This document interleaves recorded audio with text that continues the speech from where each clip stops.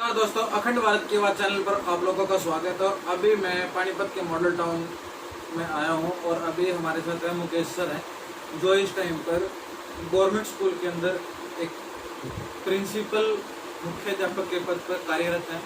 तो सर की शुरुआत, लाइफ ऑफ जर्नी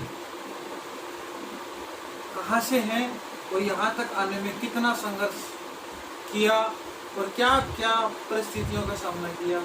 पहले सर नमस्कार। नमस्कार जी। सर आपका सर हमारे चैनल पर आपका स्वागत है। धन्यवाद।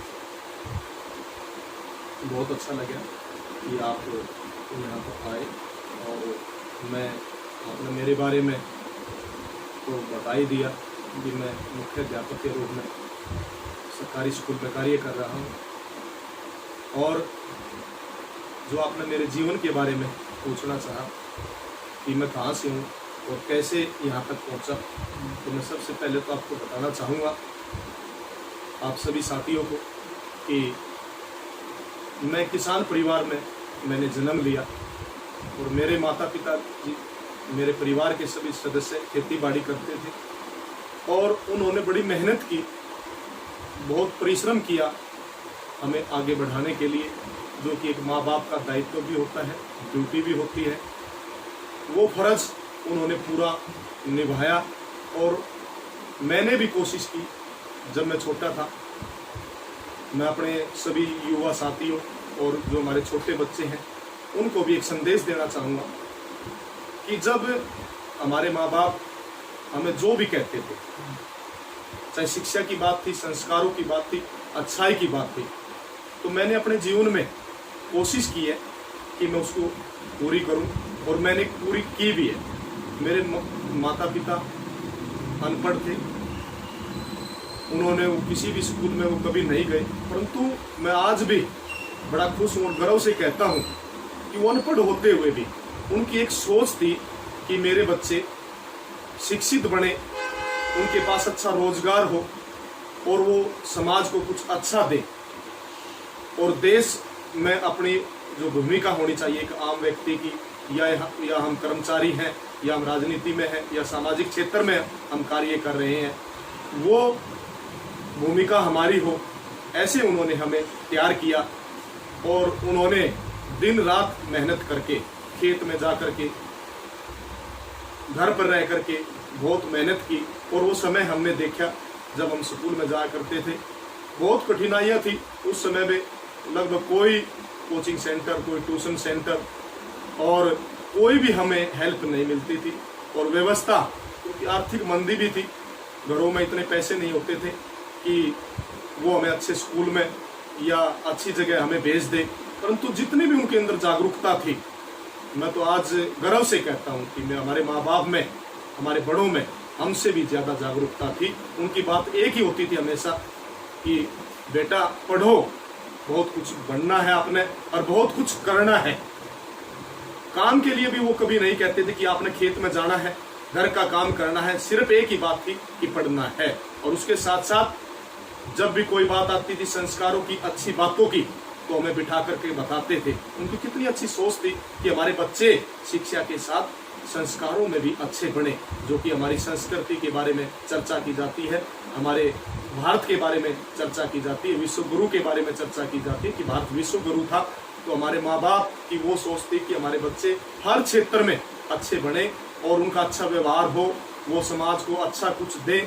तो ऐसी सोच थी हमारे माँ बाप की। तो मैंने अपनी पढ़ाई पूरी की +2 तक। उसके बाद मैंने JBT DED की। उसके बाद मैं गवर्नमेंट सर्विस में 2004 में आया। और उसके बाद मेरी भी एक सोच थी, जो माँ बाप ने हमें एक विरासत में संस्कार हमें जो दिए थे, एक सोच और दिशा और रास्ता जो हमें बताया था, उस रास्ते पर चल करके मैं भी अपने माँ बाप का मान सम्मान बढ़ाऊं, अपने समाज का, अपने देश का मान सम्मान बढ़ाऊं। और जब मैं एक शिक्षक बना तो मेरे को बड़ा अच्छा लगा कि मैं पहले जब स्कूल में पढ़ता था तो थोड़ा सा लगता था कि मैं शिक्षक नहीं बनूंगा, मैं और कुछ ही बनूंगा। मेरा कोई एम जो था वो और ही कुछ था। एजुकेशन लाइन में थे, जब पढ़ाई कर रहे थे तब की बात, ये जब की बातें हैं। और तो कोशिश थी कि मैं कहीं किसी अच्छे क्षेत्र में और जाऊं, परंतु उस परमपिता परमात्मा का भी आशीर्वाद था और हमारे गुरुओं का आशीर्वाद था, हमारे माँ बाप का हमारे ऊपर आशीर्वाद था कि मैं एक शिक्षक के रूप में मेरी सबसे पहली ज्वाइनिंग 2004 जुलाई 2004 में हुई और सबसे पहले मैं काबड़ी राजकीय प्राथमिक विद्यालय में मेरी पहली पोस्टिंग थी। तो मैं जब वहाँ गया तो मैंने स्कूल की हालात इतनी अच्छी नहीं थी जैसे कि हमारे सरकारी स्कूलों के प्रति एक सोच है, भावना है और एक धारणा बनी हुई है कि सरकारी स्कूल इतने अच्छे नहीं होते हैं, वहाँ पर अच्छी पढ़ाई नहीं होती है। ऐसा कुछ नहीं है, सरकारी स्कूल अच्छे हैं, पहले भी अच्छे थे, आज भी अच्छे हैं, अध्यापक भी बहुत अच्छे हैं, पढ़ाने वाले भी बहुत अच्छे हैं और वहाँ का माहौल भी बहुत अच्छा है। तो जो सुविधाएं वहाँ नहीं थी, मेरी एक सोच थी क्योंकि वहाँ पर गरीब बच्चे हमारे, विशेषकर फैक्ट्रियों में काम करने वाले माँ बाप के बच्चे, गरीब समाज के बच्चे वहाँ पर पढ़ते थे और मेरी शुरू से एक सोच थी क्योंकि मैं भी किसान परिवार से संबंध रखता हूँ। तो मेरी एक यही सबसे पहली पहल थी कि मैं स्कूल को अच्छा बनाऊं और इन बच्चों को अच्छी शिक्षा के साथ अच्छे संस्कार मैं दूं। और जो वो पहल मैंने शुरू की, मेरा पूरे गांव ने, पूरा स्कूल के स्टाफ के सदस्यों ने पूरी मदद की, सरकार ने पूरी मेरी मदद की और उस स्कूल को मैंने उस मुकाम तक लेकर के मैं गया। लगभग 2007 में मैं स्कूल का इंचार्ज बना और 2016 तक वहाँ पर रहा मैं। उस दौरान सरकार द्वारा एक योजना निकली थी, मुख्यमंत्री स्कूल सौंदर्यीकरण योजना, जो पूरे स्टेट स्तर पर निकली थी।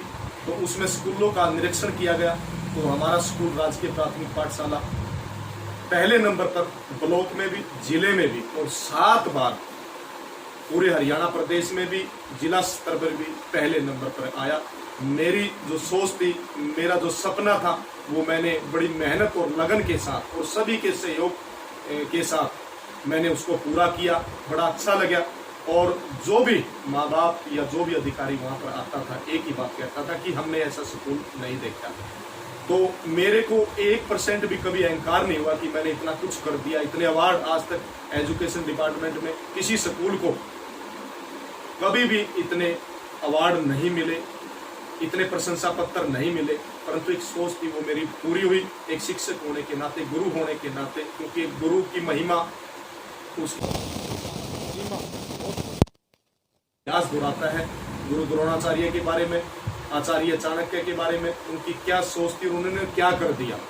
तो आज भी मेरी खुद की भी और हमारे सभी अध्यापक शिक्षक साथियों की यही सोच है कि हमारे बच्चे शिक्षित बने और हम अपनी ड्यूटी अच्छी तरह करें और बहुत अच्छे बच्चे यहाँ पर हम पैदा करें, संस्कारों की शिक्षा में भी। और आज हमारी सरकार भी उस कार्य में लगातार प्रयास कर रही है, चाहे केंद्र की सरकार है, चाहे राज्य सरकार है। तो सर, जैसे आपके 2004 में आपकी ज्वाइनिंग हुई एज ए टीचिंग, तो उससे पहले आप स्टडी करते थे और जब एकदम फर्स्ट क्लास आपने ली बच्चों की, तो क्या कुछ हेजिटेशन थी या नहीं थी? क्योंकि जब मैंने भी माइक हाथ में लिया था तो मुझे भी काफ़ी सारी हेजिटेशन थी। तो आपका कैसा एक्सपीरियंस रहा फर्स्ट क्लास का? मेरे को कोई हेजिटेशन नहीं थी क्योंकि जिन गुरुओं का मेरे पर आशीर्वाद रहा, वे गुरु इतने अच्छे थे, उन्होंने हमें पहले से ही तैयार कर दिया था। चाहे मैंने जब बीएड की या मैंने अपनी स्कूली शिक्षा प्राप्त की, तब उन्होंने ऐसा हमें बना दिया था कि मैं किसी भी क्षेत्र में, मैंने चाहे पढ़ाई का क्षेत्र है, चाहे खेल का क्षेत्र है, चाहे सामाजिक कार्यों का क्षेत्र है, मैं कभी नहीं घबराया, कभी भी मेरे को कोई हिचक मेरे अंदर पैदा नहीं हुई। आज तक भी उन गुरुओं के आशीर्वाद के कारण, माँ बाप के आशीर्वाद के कारण आज मैं कोशिश कर रहा हूँ कि मैं स्कूल को भी और उसके साथ साथ अपने समाज को भी कुछ अच्छा दूँ। चाहे मेरे विचार हैं, चाहे मेरे जो अच्छी बातें हैं, मैं समाज को बताऊं और उनको अच्छी दिशा और रास्ता मैं दूं। मैं तो अपने सभी युवा साथियों को भी, बच्चों को भी एक बात कहना चाहूँगा आपके इस चैनल के माध्यम से कि आप अपने बड़ों की, अपने माँ बाप की, अपने गुरुओं की बात ज़रूर मानें, क्योंकि जिन्होंने भी अपने माँ बाप की और बड़ों की और गुरुओं की नहीं मानी है, वो हमेशा पीछे रहे हैं और कहीं न कहीं उनको बहुत ही नुकसान उठाना पड़ा है। और आज हम देखते हैं समाज के अंदर, मेरे पास भी काफ़ी साथी आते हैं। मैं तो अपने बड़ों को भी कहना चाहूँगा, अपने हम उम्र साथियों को भी कहना चाहूँगा कि हम मजबूत बने, मजबूर ना बने। हमारे पास काफ़ी साथी आते हैं, मेरे पास खुद, कि मास्टर जी हमारे बच्चे हमारी बात नहीं मानते हैं। मैं तो एक कड़ा संदेश आपके चैनल के माध्यम से देना चाहूँगा कि आप खुद मजबूत बने और मजबूर ना बने। एक ही बात कहते हैं माँ बाप आकर के कि मास्टर जी हमारे बच्चे हमारी बात नहीं मानते, वो हमारी नहीं सुनते हैं। मैं बिल्कुल ये बात कहता हूँ कि आज समाज के अंदर ऐसा हो रहा है, हमारे बच्चे अब बड़ों की बात नहीं मान रहे हैं। तो मैं तो एक ही बात उनको कहता हूँ कि आप, जब समय था आपको मजबूत होने का, जब तो आप मजबूर हो गए। आपने महाभारत भी देखी है, महाभारत में हमारे बड़े बुजुर्ग गुरु और खुद धृतराष्ट्र मजबूर होते दिखाई दिए हैं, और उसी मजबूरी के कारण इतनी बड़ी महाभारत हुई, और उस महाभारत में इतना बड़ा नुकसान उस मानव जाति का, उस धर्म का हुआ। आज भी वही मजबूरी के कारण हमारे समाज के अंदर, अगर जो समय पर हम बच्चों को अच्छी शिक्षा दे, अच्छे संस्कार दे, बचपन से ही उनको, मैं आपके माध्यम से मैं दोबारा फिर कहना चाहूँगा कि हम बचपन से ही उनको अच्छी शिक्षा के साथ अच्छे संस्कार, उनको अच्छी संगति में बैठने का के बारे में बताएं, अच्छा संग उनका हो, और घर पर आए हुए मेहमानों का, बड़ों का हमारे बच्चे सम्मान करें। ऐसा उनको, जैसे पढ़ाई हम का रास्ता हम उनको बता रहे हैं, और रास्ते हम उनको बताते हैं। और मैं तो एक ही बात कहूँगा कि जिस तरह से बच्चे हमसे आज के समय में, मैं आज के समय की बात कर रहा हूँ, पहले तो बड़े हमारी बातें नहीं मानते थे। आज हम बच्चों की 90% से भी ज़्यादा हम बच्चों की मानते हैं, और उस मानने के कारण आज समाज में हमारे बच्चों में जो अच्छे गुण होने चाहिए थे, अच्छी आदतें होनी चाहिए थी, अच्छा व्यवहार उनका होना चाहिए था, वो दिनों दिन घटता जा रहा है। मैं तो एक ही बात आपके चैनल के माध्यम से कहना चाहूँगा कि आप अपने बच्चों की इतनी बातें मानते हैं, उनके आगे झुकते भी हैं, आप उनको मोबाइल भी ला करके देते हो, आप उनको अच्छे कपड़े भी दिलवाते हो, आप उनको अच्छी शिक्षा भी दिलवाते हो, अच्छे स्कूल में भी भेजते हो, अच्छे मकान में भी रखते हो। जो भी उनको ज़रूरत होती है सुख सुविधाओं की, स्कूल से संबंधित, शिक्षा से संबंधित, या उनके रहन सहन से संबंधित, खान पान से संबंधित, हम उनकी पूरी करते हैं। उन बच्चों को भी अपनी एक आधी बातें, एक दो बातें ज़रूर मनवाएं, उनको ज़रूर कहें कि बच्चों को आप भी हमारी एक दो बातें मानें। वो विशेषकर मैं कहना चाहूँगा संस्कारों की बात। हमारे बच्चे बहुत पीछे जा रहे हैं, अक्सर ज्ञान में, पढ़ाई में तो हमारे बच्चे बहुत आगे हैं। हमारा देश एजुकेशन की तरफ बहुत आगे बढ़ रहा है। कहीं न कहीं जो हमारे संस्कृति की चर्चा की जाती थी, विश्व भर में संस्कृति की चर्चा की जाती थी, संस्कारों की चर्चा की जाती थी, आज कहीं न कहीं हम बहुत पीछे जाते जा रहे हैं। तो उसमें मैं तो आप सभी साथियों से भी अनुरोध करूँगा कि हम मजबूर ना बन करके मजबूत बने, अपने बच्चों को अच्छे रास्ते पर लेकर के चले। मेरा तो आपसे यही एक प्रार्थना है। तो सर, हम जैसे आपने बताया, और इस पर जो बच्चा जो शुरू में बात मनवाना जो शुरू करता है, क्योंकि मैं ग्रामीण अंचल से हूँ, तो मैं अपने चारों तरफ ये चीज़ें देखता हूँ। शुरू में बच्चा ये बोलता है कि मैं स्कूल में नहीं पढ़ूँगा, मैं दूसरे वाले स्कूल में पढ़ूँगा, और वो जिद करके दूसरे स्कूल में जाता है। वहाँ से उसकी शुरुआत होती है अपनी चीज़ें मनवाना, जहाँ तक मैंने देखी है। तो इस पर वैसे तो आपने बता दिया है, इस बारे में आपका क्या कहना है? जैसे पेरेंट्स फिर मजबूर हो जाते हैं कि उसको दूसरे स्कूल में, जिस स्कूल में बच्चा बोलता है कि उस स्कूल में मुझे पढ़ना है, कारण उसका फ्रेंड सर्कल, उसके दोस्त दूसरे स्कूल में चले जाते हैं, वो भी बोलता है कि मुझे भी उसी स्कूल में जाना है। तो इस पर क्या कुछ कहना होगा आपका? ये बात आपने बहुत अच्छी मेरे से पूछी मनीष जी। यहीं से ही शुरुआत होती है, बच्चा अपनी बातें मनवाना यहीं से शुरू करता है, गांव के अंदर, जो मैंने देखा है। मनीष जी, वैसे आप भी बड़े अच्छे सोशल वर्कर भी हो, और आपकी सोच भी मेरे को बहुत अच्छी लगी। आपने ऐसा क्वेश्चन उठाया, ऐसी बात मेरे से पूछी।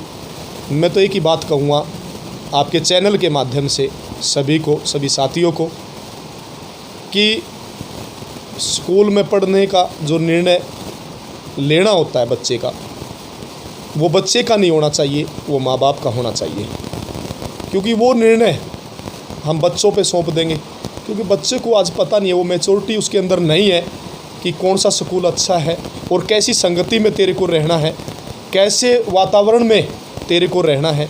क्योंकि बच्चा तो उसका बचपन होता है, उसे तो अपने दोस्त, उसको तो अपने जानने वाले या कुछ हवाबाजी की बातें जो होती हैं आजकल बच्चे करते हैं, दिखावे को पसंद करते हैं, उन बच्चों को वो पसंद करते हैं। तो ये निर्णय अगर जो हम घर के मुखिया हैं, हम बच्चों के माँ बाप हैं, तो हमारा ही दायित्व बनता, हमारा ही कर्तव्य बनता कि वो फैसला हम खुद लें। क्योंकि हर माँ बाप को पता है कि कौन सा स्कूल अच्छा है और कौन से स्कूल में हमारे बच्चों का भविष्य अच्छा बनेगा और किस स्कूल में हमारे बच्चे सुरक्षित रह सकते हैं और कहाँ पर उनको अच्छे संस्कार और शिक्षा मिल सकती है। ये निर्णय तो हमारा ही होना चाहिए, बड़ों का ही होना चाहिए। इसमें अगर जो बच्चे जिद करते हैं तो मैं तो आज उन युवा साथियों को और जो हमारे छोटे बच्चे हैं, युवा बच्चे हैं, उनको भी कहना चाहूँगा, क्योंकि आप के पास वो अनुभव नहीं है। आपकी उम्र किसी की 8 साल है, किसी की 10 साल है, किसी की 15 साल है। आपके पास वो तजुर्बा, वो अनुभव नहीं है जो आपके माँ बाप के पास है। जो समय उन्होंने देखा है, कष्ट का समय भी देखा है और अलग तरह के समय भी उन्होंने देखे हैं। तो हमें अपने माँ बाप के कहे अनुसार, क्योंकि आज हम सब जागरूक हैं, हर पेरेंट्स जागरूक है, कोई भी माँ बाप ऐसा नहीं चाहेगा कि मैं अपने बच्चे को किसी अच्छे स्कूल में ना भेज करके किसी वैसे स्कूल में भेजूं। ये किसी भी माँ बाप की ऐसी सोच नहीं है। तो ये निर्णय माँ बाप को ही लेना चाहिए। बच्चों को इसमें हस्तक्षेप भी करते हैं तो माँ, वही बात मजबूरी की आपने मेरे से पहले भी प्रश्न किया था, हमें मजबूर नहीं होना, मजबूर होना है, क्योंकि ये विषय हमारा है, हमारे बच्चों का है। और अगर जो हम इस विषय में, इस बात में मजबूर हो गए तो आपने महाभारत भी देखी है, कहीं ना कहीं और भी आपने इतिहास पढ़ा है या आपने देखा है, तो कहीं ना कहीं उसमें बहुत गलत होता है।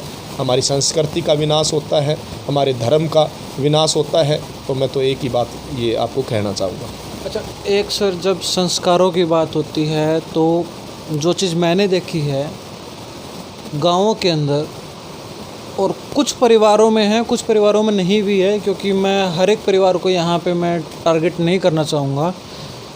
जो पुराने टाइम की चीज़ें थी, मतलब घर वालों का अननेसेसरी प्रेशर, आज वो कहीं ना कहीं गलत साबित हो रहा है।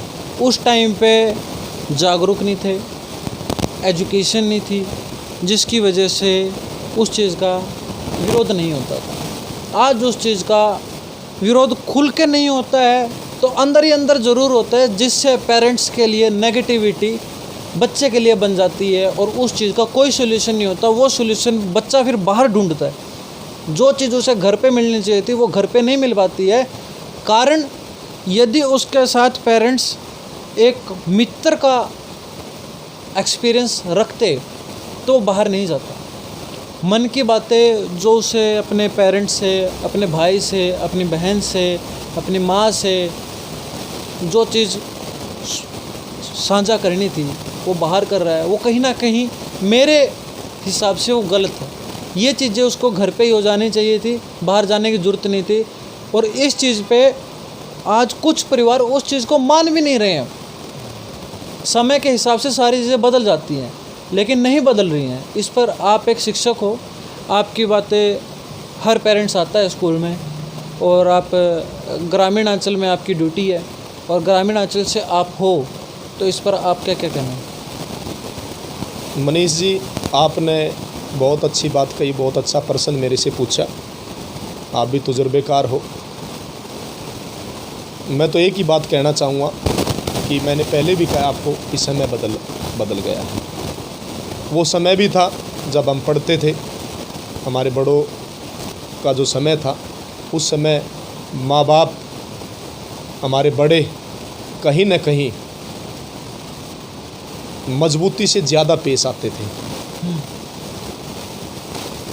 वो उस समय की ज़रूरत थी, वो उनका, हमारे बड़ों का तजुर्बा था, या उस समय ऐसा करने से कुछ अच्छा होता था।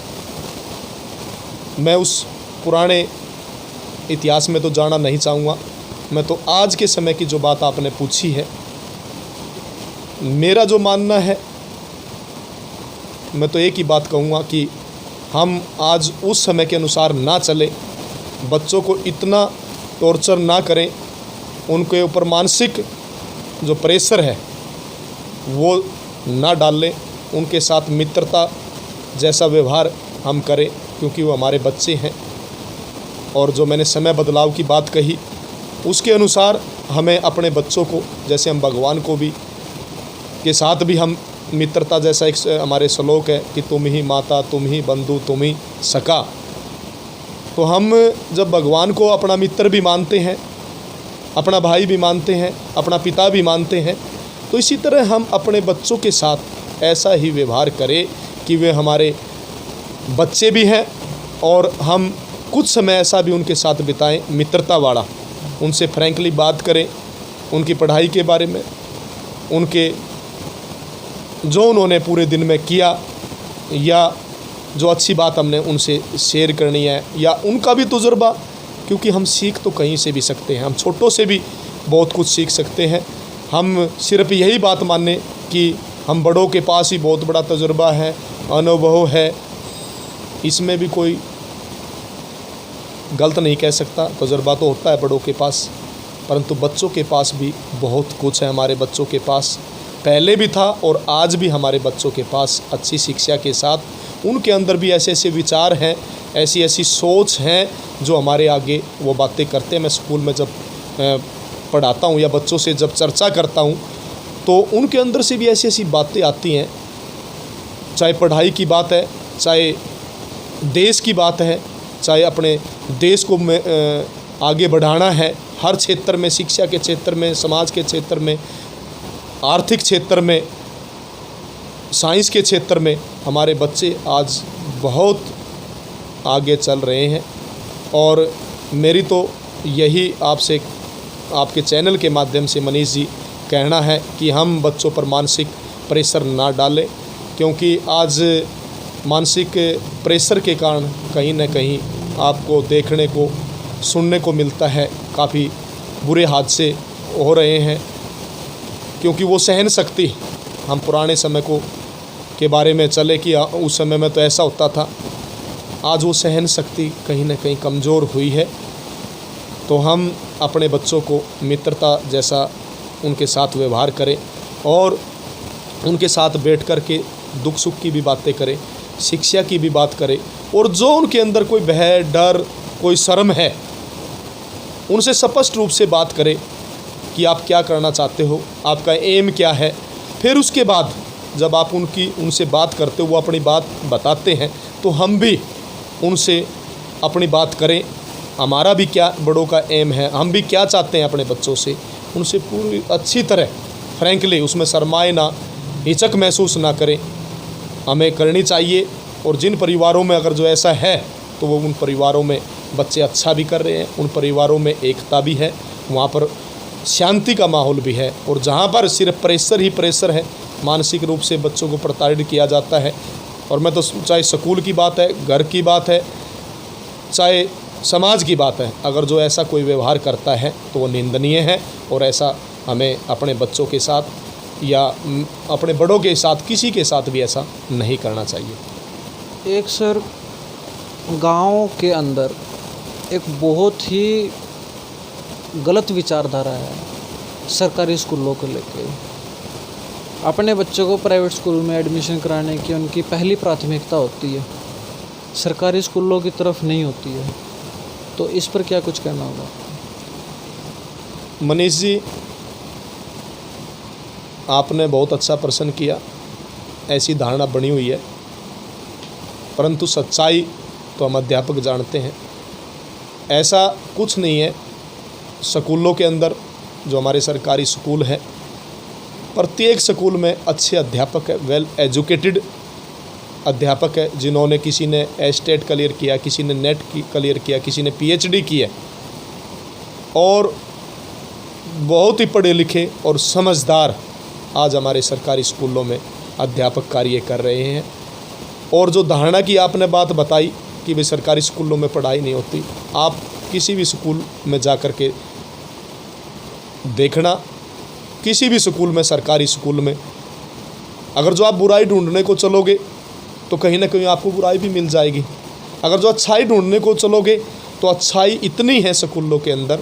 हमारे गुरुजन जो हमारे हैं वो बहुत अच्छी मेहनत स्कूलों के अंदर, सरकारी स्कूलों के अंदर करवा रहे हैं। और आज हमारे सभी मुख्याध्यापक भी, प्रिंसिपल्स भी, सरकार भी कोशिश कर रही है कि हमारे स्कूलों का जो ढांचा है, जो पुराना ढांचा हुआ करता था, उसमें बदलाव किया जाए, और बदलाव हो रहा है। हमारे स्कूलों के अंदर अच्छी बिल्डिंग, अच्छी स्कूल के अंदर पेड़ पौधे, व्यवस्थाएं, टॉयलेट, बाथरूम, पानी की व्यवस्थाएं, बिजली की व्यवस्थाएं, जो बेसिक रिक्वायरमेंट है, जो प्राइवेट स्कूलों के बारे में चर्चा करते हैं हम समाज के अंदर बैठ करके कि वहाँ पर तो अच्छी बिजली है, अच्छी लैब्स हैं, अच्छे टॉयलेट बाथरूम हैं, अच्छे रूम्स हैं, अच्छे पेड़ पौधे हैं, वो आज आप किसी भी सरकारी स्कूल में जा कर के देखना, वहाँ पर लगभग मोस्टली स्कूलों में ये सुविधाएं हो चुकी हैं। हुई नहीं है तो कोशिश कर रहे हैं हमारे अध्यापक साथी भी, और गांव की पंचायत या शहर के अंदर एमसी हैं, हमारे एमएलएज, हमारे एमपीज़, हमारे प्रदेश के मुख्यमंत्री, शिक्षा मंत्री कोशिश कर रहे हैं कि स्कूलों को बहुत अच्छा बनाएं। और आज तो हमारी सरकार विशेष तौर पर हमारे प्रदेश के माननीय मुख्यमंत्री श्री मनोहर लाल खट्टर जी और हमारे प्रदेश के शिक्षा मंत्री माननीय श्री कंवरपाल गुर्जर जी बड़ी कोशिश कर रहे हैं कि शिक्षा के क्षेत्र में हमारा प्रदेश पूरे भारतवर्ष में सबसे ऊपर रहे। और आज है भी। आपको पता ही है कि हरियाणा प्रदेश से कितने बच्चे हमारे आईएएस बन रहे हैं, और कितनी बड़ी बड़ी पोस्टों पर इंजीनियरिंग में, और यानी कि जितने भी क्षेत्र हैं वहाँ पर हरियाणा प्रदेश के, चाहे कुश्ती का, खेलों का क्षेत्र है, वहाँ भी हमारे हरियाणा प्रदेश के बच्चे अपने विश्व स्तर पर परचम लहरा रहे हैं। सर, अभी कोरोना काल चला हुआ है, स्कूल कब ओपन होंगे अभी तक कोई कह नहीं सकते हैं, लेकिन जो ऑनलाइन शिक्षा प्रणाली आई है इसका कितना फ़ायदा है और कितना नुकसान है? क्योंकि मैं अपनी बात करूं, मैं और किसी की बात नहीं करता हूं। फॉर एग्ज़ाम्पल, मैं पढ़ने वाला बच्चा नहीं हूं। जब मैं क्लास में ही नहीं पढ़ पाया, मेरी इच्छा नहीं है, इच्छा शक्ति नहीं है पढ़ने की, तो मैं ऑनलाइन कैसे पढ़ पाऊँगा? जो बच्चे टॉपर हैं क्लास में वो बच्चे तो कर जाएंगे, 100% वो हो जाएगा, उनका क्लियर है वो। लेकिन मैं डांट से ही पढ़ता हूँ, समझने वाली बात है। वो बच्चा ऑनलाइन शिक्षा में कैसे सफल है? वो कहीं ना कहीं असफलता की तरफ जा रहा है। और ये चीज़ें मुझे पेरेंट्स के फीडबैक आए हैं, क्योंकि हम फील्ड में जाते हैं, फील्ड में हमारे 70 तरीके के आदमी मिलते हैं और ये चीज़ें उठती हैं, या प्राइवेट स्कूल हो या गवर्नमेंट स्कूल हो। हाँ, गवर्नमेंट स्कूल का ये है, फ़ीस कम होती है, पेरेंट्स उस चीज़ को फील नहीं करता है, लेकिन प्राइवेट स्कूल की फ़ीस ज़्यादा होती है, उस चीज़ को फील बहुत करता है। तो इस पर आपका क्या कहना है? मनीष जी, आपकी बात बिल्कुल ठीक है, और मैं तो ये बात कहूँगा, जैसे आज आप मेरा इंटरव्यू ले रहे हैं, इससे भी कुछ न कुछ फ़ायदा ज़रूर होगा हमारे बच्चों को, हमारे साथियों को, कुछ न कुछ वो भी प्रेरणा लेंगे। तो इसी तरह जो आपने ऑनलाइन शिक्षा की जो बात की है, ये सरकार की पहल है, हमारे शिक्षा विभाग की एक बहुत बड़ी पहल है, क्योंकि आज कोरोना का समय आपको पता ही है कि पूरी मानव जाति और पूरे विश्व पर इसका असर बहुत है। बहुत कष्ट का समय आज के समय चल रहा है, परंतु फिर भी बच्चों का नुकसान ना हो पढ़ाई का, तो ऑनलाइन शिक्षा सरकार ने चालू की, और उसमें हम आज सभी अध्यापक, सभी चाहे प्राइवेट क्षेत्र के स्कूल हैं चाहे सरकारी स्कूल हैं, सभी स्कूलों में ऑनलाइन शिक्षा दी जा रही है। इसका देखो, आपने बात कही कि भाई कुछ बच्चे ऐसे होते हैं जो जब क्लासें लगती हैं जब भी नहीं पढ़ते, तो अब ऑनलाइन शिक्षा से कैसे पढ़ेंगे। जब हम पहल ही नहीं करेंगे, हम कोशिश ही नहीं करेंगे, या तो एक कोशिश है ऑनलाइन शिक्षा कि बच्चे खाली ना बैठे, और इस पहल में हम बच्चों की मदद कर रहे हैं अध्यापक। इसके साथ साथ मैं अब उन अभिभावकों को से भी प्रार्थना करता हूं, उनसे भी आह्वान करता हूं, जिन्होंने भी आपको कहा कि भाई बच्चे हमारे कहीं ना कहीं ऑनलाइन शिक्षा नहीं प्राप्त कर रहे हैं। मैं तो आपके इस चैनल के माध्यम से उनसे आह्वान करना चाहता हूं कि आप बच्चों को इस ऑनलाइन शिक्षा के प्रति जागरूक करें। उनको कहें कि बेटा इससे भी कुछ न कुछ आपको थोड़ा बहुत सीखने को मिलेगा, क्योंकि जो भी कोई शुरुआत की जाती है किसी भी स्तर पर, उसके फ़ायदे भी ज़रूर होते हैं। और हम ये मान के चलें कि वो बच्चे तो रह जाएंगे, ऐसा नहीं है, ऐसा संभव नहीं है। अगर जो माँ बाप, पेरेंट्स का भी योगदान, उनका सहयोग हो, और हम तो अपनी ये शिक्षा, ऑनलाइन शिक्षा बच्चों को दे रहे हैं, तो वो बच्चे भी पीछे नहीं रहेंगे, वो भी इस शिक्षा से कुछ न कुछ ज़रूर फ़ायदा लेंगे। उन बच्चों को अगर जो हम बिठाएंगे, उनको मोबाइल से इस शिक्षा से जोड़ेंगे, वो तो कोशिश माँ बाप ने, अभिभावकों ने करनी पड़ेगी। जब हम कोशिश हर रोज़ कर रहे हैं, हम लेसन्स हम ऑनलाइन बच्चों को पढ़ा रहे हैं, तो माँ बाप का भी दायित्व बनता है कि वो ज़रूर बच्चों को इसके प्रति जागरूक करें। तो इसका तो बहुत फ़ायदा होना है। और इस ऐसे कष्ट के समय में स्कूल तो अभी लग नहीं सकते, क्योंकि बहुत कष्ट का समय है, कोरोना का समय है, और ये तो जब कोरोना ठीक होगा, समय अच्छा आएगा, तब स्कूल खुलेंगे, अगली बात है। तो कुछ उम्मीद लगा सकते हैं कि स्कूल कब तक खुल सकते हैं? कुछ उम्मीद ही है भविष्य में, स्कूल तो खुल नहीं है अभी तो, कुछ महीने तो और नहीं खुलेंगे। इस बारे में तो देखो, ये जो महामारी फैली हुई है कोरोना, जब ये ख़त्म होगी तभी कुछ यानी कि संभव होगा, तभी कुछ संभव होगा। ठीक है। तो जैसे मेरे दिमाग में काफ़ी कुछ क्वेश्चन थे जो मुझे पूछने थे, और जो मैं समाज में देख रहा था, और मैं ऐसे इंटरव्यू की तलाश कर रहा था, और मुझे आज वो इंटरव्यू मिल चुका है, और काफ़ी अच्छी बातें पूछी हैं, और जो हमारे दर्शक हैं इससे बहुत कुछ सीख सकते हैं। क्योंकि संस्कारों को लेकर मैं कहीं ना कहीं, मेरे पास काफ़ी सारे क्वेश्चन थे, क्योंकि मैं एक गांव से हूं और काफ़ी चीज़ें मैं देख रहा हूं। तो उम्मीद है आप लोगों को अच्छा लगा होगा, और जैसा भी आप लोगों को लगे, अच्छा लगे या जैसा भी लगे, आप कमेंट सेक्शन में आप ज़रूर लिखिए। तो इस वीडियो के साथ अपनी ये वीडियो यहीं पे समाप्त करते हैं। जय हिंद, जय हरियाणा, जय भारत।